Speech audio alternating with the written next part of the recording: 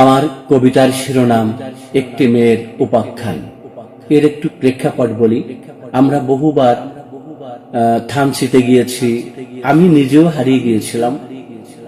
তা যা হোক, বনের মধ্যে খুব সরু সরু পথ আছে।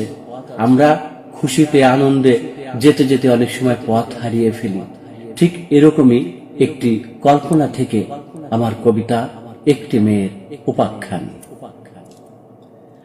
বৃক্ষেরা যেমন করে আঁকড়ে ধরে মৃত্তিকা শরীর, বয়সী স্বামীর বুকে ঠিক তেমনি করেই ছিল সে।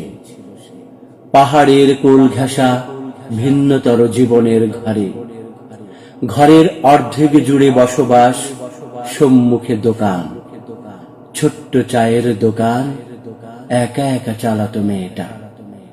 দূর বনে নিজেদের ছোট এক আঙুরের ক্ষেত, খেতে কাজ করে স্বামী, মাঝে মাঝে মেয়েটাও যায়। নিঃসন্তান বলে তার দুঃখ ক্ষোভ ছিল না কখনো।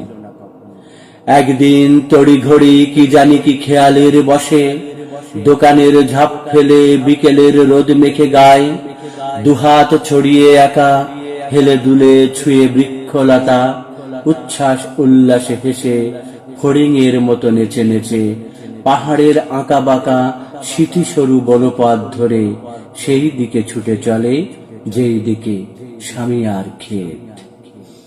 চুলের পাকানো বেনি দোলে যেন পেন্ডুলাম দোলে, বনের মায়াবী পথ একটু একটু নিল তারে টেনে, যেমনি করে শিশুদের টেনেছিল হ্যামিলনবাসী।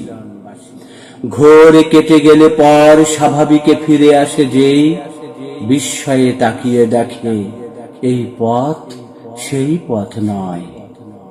পাহাড়ের ধোয়া মেঘ সান্ধ্য ছায়া ঢেকে দিল সব, কালো ভালুকের মতো নিঃশব্দের রাত্রি নামে এক।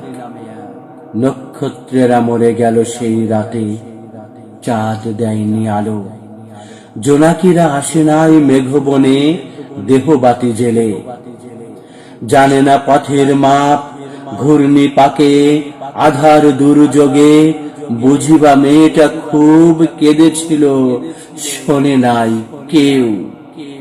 ক্লান্তিহীন ঘুরে ঘুরে রাত্রি শেষে মেলে তার খোঁজ।